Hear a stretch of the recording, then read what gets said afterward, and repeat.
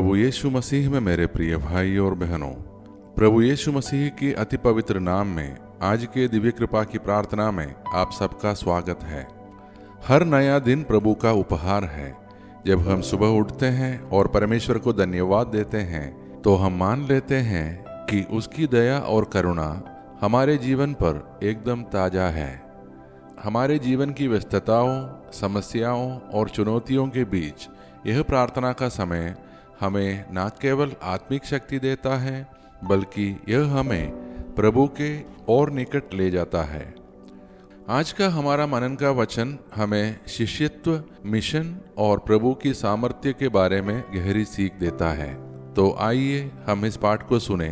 संत लूकस का सुसमाचार अध्याय 9 पद संज्ञा 1 से 6। वचन तेरा है प्रभु, जीवन की ज्योति है। वचन तेरा है गुरु, आनंद जीवन है। वचन तेरा है प्रभु, जीवन की ज्योति है। वचन तेरा है गुरु, आनंद जीवन है। दिव्य वचन तेरा भक्ति से सुन लूंगा, मधुर वचन तेरा दिल से मैं मानूंगा। दिव्य वचन तेरा भक्ति से सुन लूंगा, मधुर वचन तेरा दिल से मैं मानूंगा। फिर उसने 12 को बुलाकर उन्हें सब दुष्टात्माओं पर और रोग दूर करने की सामर्थ्य और अधिकार दिया, और उसने उन्हें परमेश्वर के राज्य का प्रचार करने और चंगाई देने के लिए भेजा। उसने उनसे कहा, यात्रा के लिए कुछ न लेना, न लाठी, न झोली, न रोटी, न रुपया और न ही 2 कुर्ते। जिस किसी घर में ठहरो वहां से ही निकलना, और जहां लोग तुम्हें ग्रहण न करें वहां से निकलते समय उनके विरुद्ध गवाही देने को अपने पांव की धूल झाड़ देना। और वे निकलकर गांव-गांव में घूमते हुए सुसमाचार सुनाते और सब जगह रोगियों को अच्छा करते रहे। प्रिय भाई और बहनों, आज का पाठ हमें प्रभु यीशु द्वारा उनके 12 शिष्यों को बुलाकर भेजने की कहानी बताता है।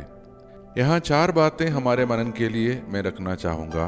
पहला, सामर्थ्य और अधिकार। यीशु ने अपने शिष्यों को केवल भेजा ही नहीं बल्कि उन्हें शक्ति और अधिकार दिया। यह शक्ति बीमारों को चंगा करने और दुष्टात्माओं पर विजय पाने की थी। इसका अर्थ है कि जब प्रभु हमें कोई कार्य सौंपते हैं तो वह हमें उसके लिए योग्य बनाते हैं। दूसरा, प्रचार और चंगाई का मिशन। शिष्यों का काम केवल संदेश सुनाना नहीं था बल्कि लोगों के जीवन में ठोस परिवर्तन लाना था। जब हम सुसमाचार को जीते हैं तब हमारा जीवन दूसरों के लिए गवाही बन जाता है। तीसरा, निर्भरता केवल प्रभु पर। यीशु ने कहा कि यात्रा के लिए कुछ साथ न लेना।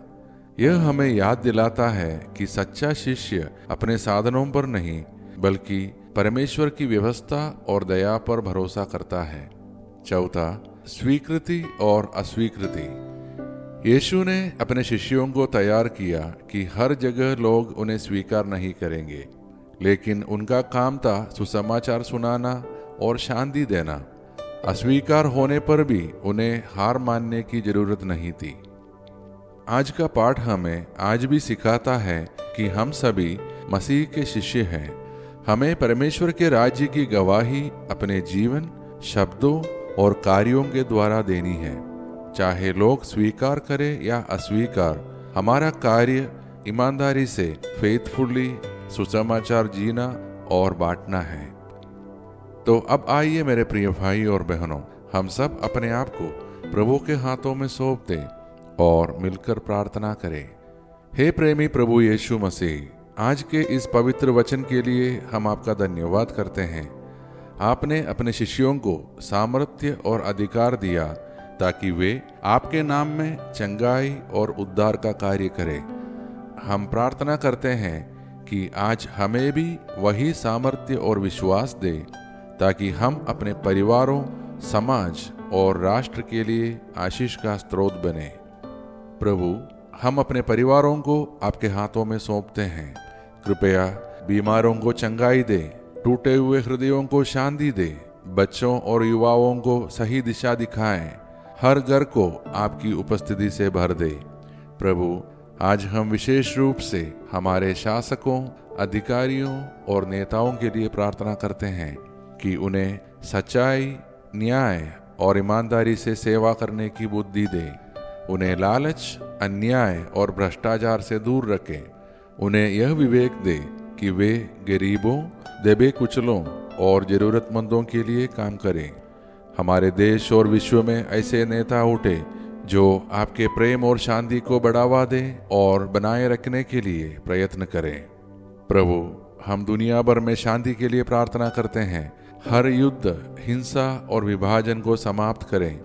सबके दिलों को मिलाएं और हमें मेल मिलाप और एकता का मार्ग दिखाएं। प्रभु, जिन भाई बहनों का आज जन्मदिन या विवाह की सालगिरह है, उन्हें भरपूर आशीष दे। उनके जीवन में आपकी उपस्थिति और प्रेम दिन प्रतिदिन बढ़ते रहें। हम यह भी प्रार्थना करते हैं कि हमें हर पाप, विपत्ति और बुराई से बचाए रखें। ये सारे प्रार्थनाएं और हमारे मन के अनकहे प्रार्थनाएं हम समर्पित करते हैं हमारे प्रभु यीशु मसीह के नाम पर। आमीन। हमारे पिता परमेश्वर का प्रेम, प्रभु यीशु मसीह का अनुग्रह और पवित्र आत्मा का सहभागिता हम सभी के साथ सदैव बना रहे। आमीन। प्रिय भाइयों और बहनों, आज का वचन हमें याद दिलाता है कि हम सब प्रभु के शिष्य हैं। हमें अपने साधनों पर नहीं बल्कि ईश्वर की सामर्थ्य पर भरोसा करना है। हमारा जीवन तब सुसमाचार बन जाता है जब हम प्रेम, सेवा और विश्वास के साथ जीते हैं। यदि यह प्रार्थना आपके हृदय को छू गई है तो कृपया इसे अपने परिवार, मित्रों और परिचितों के साथ जरूर शेयर करें। इससे और लोग भी प्रभु के वचन और आशीर्वाद को प्राप्त कर पाएंगे। हम कल फिर एक नए वचन और प्रार्थना के साथ मिलेंगे। तब तक प्रभु की शांति और आशीष हम सबके साथ बनी रहे।